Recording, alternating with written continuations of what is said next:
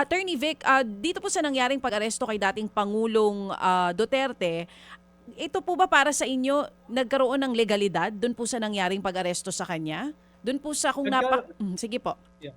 Good morning muna, no, Kated, at sa iyo, DJ Cha, sa lahat ng inyong mga taga-subaybay.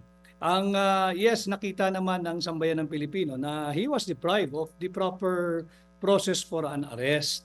At nakita naman yan, ang daming nag-video, ang daming linabas na balita. So may violation sa kanyang karapatang pantao at nakita yan, hiningi ng doktor niya, yung kanyang personal physician, si Dr. Agnes Del Rosario ng Medical City, if I am not mistaken, na siya ay agarang dalhin sa isang hospital facility dahil yung kanyang sugar count or yung sugar level ay umangat at ito'y naging more than double the normal count.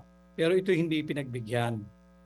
Kanina po sa ugnayan namin kay Major General Torre, maging kay Yusek T, pareho po nilang sinasabi na legal po ang naging pag-aresto sa Pangulo. Dumaan po yan sa legal na proseso at marahan din daw po ang naging pag-aresto at walang deprivation daw po na naganap. Anong tugon niyo po doon? I don't think I even have to counter what they have said in your program if they have said that in your program. Millions of Filipinos have witnessed kung ano yung klaseng pamamaraan ng pag-aresto na ginawa kay Pangulong Duterte. At ako mismo ay kinakailangan naming papirmahin siya doon sa kanyang affidavit. We were deprived of access to the client para mapirmahan niya at hindi na nga kami sasama yung mga iba pang abogado kagaya ni Attorney Torion, kundi yung magnonotaryo na lang. Sapagkat mahalaga yon, alam ni Ted yan, kinakailangan nakaharap ka sa notaryo. Pag sinumpaan mo yung sa'yo yung affidavit, nabasa mo at ikaw gumawa nito. Hindi siya pinagbigyan up to the 11th hour eh. Kaya buti napaabot pa namin sa Korte Suprema yung petition for certiorari and prohibition.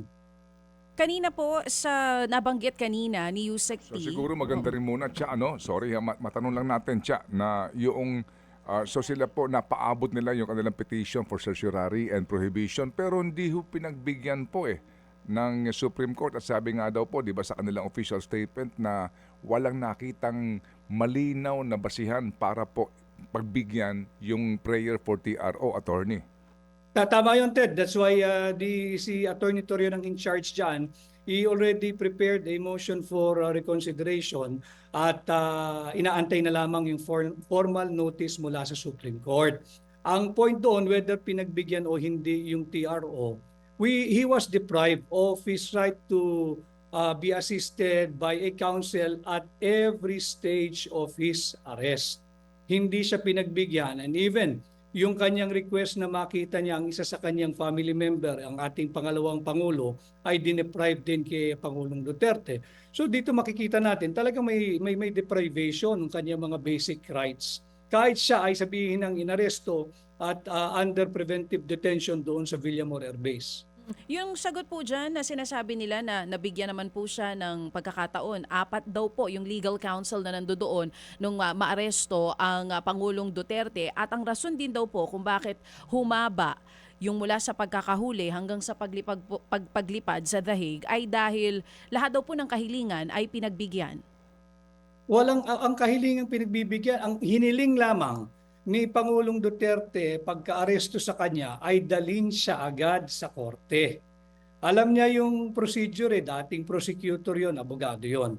So ang kanyang hiling lamang dalhin siya sa korte. Nakita naman nating lahat, hindi naman siya nakatapak sa korte. Yun ang kanyang hiningi. Arestuhin, kung arestado, dalhin ninyo ako sa korte. Wala ring booking na nangyari, wala siya yung mugshot, wala siyang fingerprinting, and doon sa briefing namin ng mga abogado dito sa local, when was this? The other day, Wednesday, ay napag-alaman din na hindi rin siya nabigyan ng tamang documentation ng paglabas ng bansa, yung pagdating sa immigration procedure. So ang daming violations dito.